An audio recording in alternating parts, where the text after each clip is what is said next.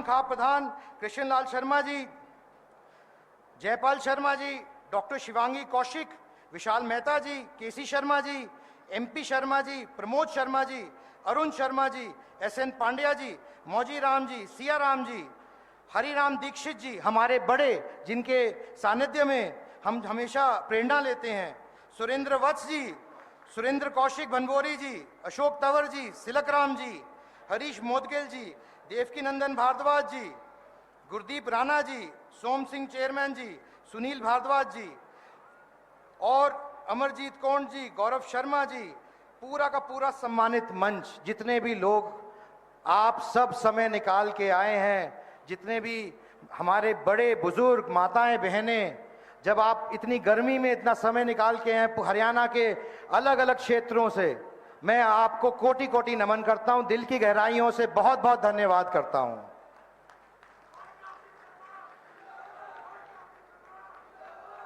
मैं बात करना चाहता हूं भगवान परशुराम जी की। भगवान परशुराम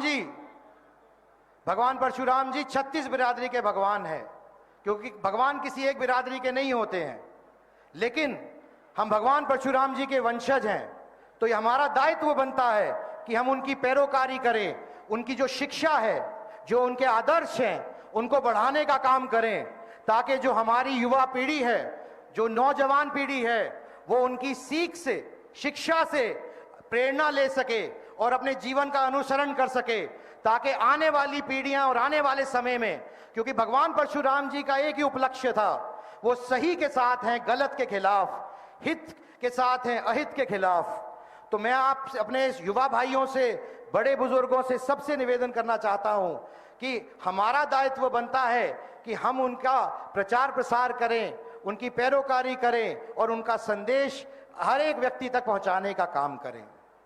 भगवान परशुराम जी ने हमेशा अन्याय के खिलाफ लड़ने का काम किया है, शायद इसीलिए वे ऐसे भगवान हैं जिनका वर्णन हर युग में होता है, ताकि हर युग के अंदर अन्याय के खिलाफ वे लड़ सकें।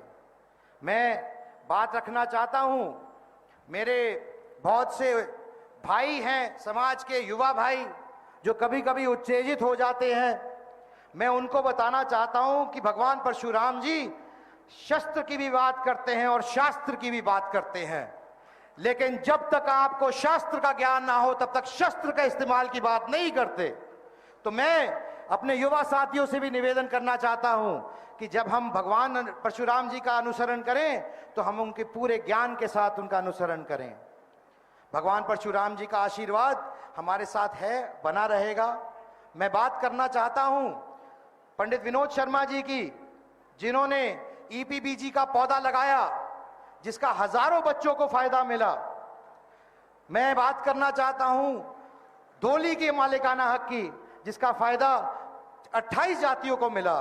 मैं बात करना चाहता हूं जो लड़ाई पंडित विनोद शर्मा जी ने लड़ी, इंटरव्यू सिस्टम की जो कुरीति थी उसको खत्म करने की, उसका सबको फायदा मिला। मैं बात करना चाहता हूं आपके सरोकार की, जो हमेशा पंडित विनोद शर्मा जी ने लड़ा है और आपके लिए लड़ने का काम किया है, गरीब आदमी के लिए लड़ने का काम किया है। मैं भी उनसे प्रेरणा लेता हूं और मैं आपको स्पष्ट करता हूं और आश्वासन दिलाता हूं, मैं भी उनके दिखाए हुए रास्ते पे जरूर चलूंगा। मैं बात करना चाहता हूं हमारे प्रदेश के यशस्वी हमारे देश के यशस्वी पूर्व मुख्यमंत्री श्री मनोहर लाल जी की। मैं अपने आपसे कुछ ऐसे अनुभव साझा करना चाहूंगा। आज से लगभग 1.5 साल पहले जब परशुराम महाकुंभ का आयोजन हो रहा था, तो मुझे कुछ लोगों ने बोला समाज के आकर कि कुछ समाज के लोगों में नाराजगी है। मैं लोगों के बीच में गया, मैंने उनसे बात की, उनकी भावना समझने की कोशिश की, मैंने समझने की कोशिश की कि क्या बात है। तो मुझे पता चला कि जो बात वो कह रहे हैं वो तो सही पटल पे, सही जगह पे किसी ने रखने का काम ही नहीं किया। तो मैंने भगवान परशुराम जी के महाकुंभ के माध्यम से वो सही पटल पर माननीय मुख्यमंत्री जी के सामने वो बात रखी, अपनी 13 डिमांडें रखी, और मुझे बहुत खुशी है कहने में कि माननीय मुख्यमंत्री जी ने वहीं से, स्टेट से ही वो 10 मांगे मांगने का काम किया। मैं बात करना चाहता हूं मनोहर लाल जी की, क्योंकि उन्होंने एक साफ अच्छी छवि की ईमानदार सरकार चलाने का काम किया है, जिसने ये पर्ची और खर्ची का सिस्टम खत्म करने का काम किया है। उन्होंने एक पारदर्शी सरकार चलाने का काम किया है। उन्होंने जो अमूल चूल परिवर्तन लाने का काम किया है, चाहे वो डायरेक्ट बेनिफिट ट्रांसफर की बात हो, जहां पर बिचौलियों को खत्म करके सीधे लोगों के अकाउंट में पैसे डालने का काम किया है। और सिर्फ यही नहीं, केंद्र सरकार ने भी कई नीतियां हरियाणा सरकार से लेने का काम किया है। मैं मंच से बहुत बहुत धन्यवाद करता हूं माननीय मनोहर लाल जी का कि मैंने जब भी कोई विषय उनके सामने रखा है, उन्होंने बहुत संवेदनशीलता से उसको सुन के उसको करने का काम किया है। बहुत बहुत धन्यवाद मनोहर लाल जी। मैं बात करना चाहता हूं देश की। हाल ही में मुझे भगवान राम के भव्य मंदिर का जब प्राण प्रतिष्ठा हो रही थी तो उसमें जाने का सौभाग्य मिला, उसका न्योता मिला। वो एक अलौकिक दृश्य था। जब मैं वहां था तो मुझे याद आता था कि जब मैं छोटा बच्चा था 10 साल का, तब से मैं इसके बारे में सुन रहा था और विश्वास ही नहीं होता था कि शायद एक दिन ये दिन देखने को मिलेगा। लेकिन मैं अपनी बात संक्षिप्त में रखना चाहता हूं, मैं देश की भावना संक्षिप्त में रखना चाहता हूं। जब मैं वापस आया तो सदन के अंदर बहस हुई।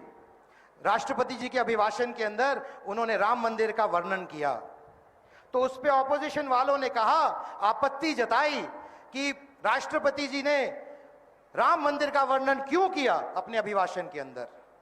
तो उस पे मैं खड़ा हुआ और मैंने कहा कि मैं हरियाणा से हूं, हरियाणा का हूं, हरियाणा से आता हूं, और हमारे यहां तो प्रथा है कि जब हम किसी को मिलते हैं तो हम उनका अभिनंदन भी राम राम करके करते हैं।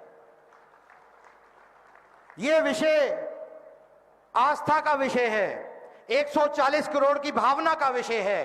कृपया करके इसका तुष्टीकरण ना करें, नहीं तो देश की जनता आपको माफ नहीं करेगी। मैं आपको यह भी बताना चाहता हूं कि हर 5 साल में जो चुनाव आता है, आज वो दिन आ गया है। और मैं कहना चाहता हूं कि देश ने मन बना लिया है अपनी आस्था माननीय नरेंद्र मोदी जी के अंदर व्यक्त करके कि आने वाली 25 तारीख को भी तीसरी बार प्रचंड बहुमत से उनको वोट देकर तीसरी बार प्रधानमंत्री बनाएगा, ऐसा देश ने फैसला किया है।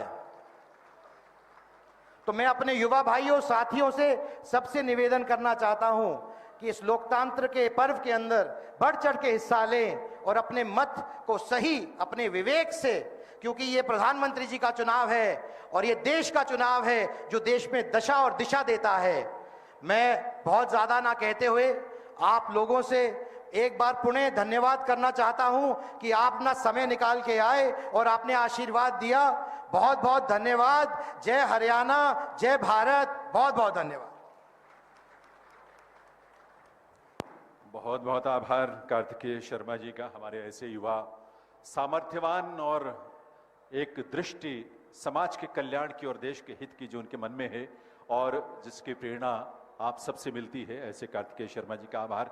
देव सज्जनों, हम सबके बीच इस पूरे आयोजन के पीछे जिनकी दृष्टि है, जिनका मार्गदर्शन है, जिनकी सोच है, इस प्रदेश के ही नहीं देश के बहुत ही वरिष्ठ और प्रतिष्ठित नेतृत्व के रूप में जिनकी पहचान है, और हम सब के बहुत ही सम्मानित पंडित विनोद शर्मा जी, जिन्होंने प्रदेश के कोने कोने में जाकर आप सबको आमंत्रित किया।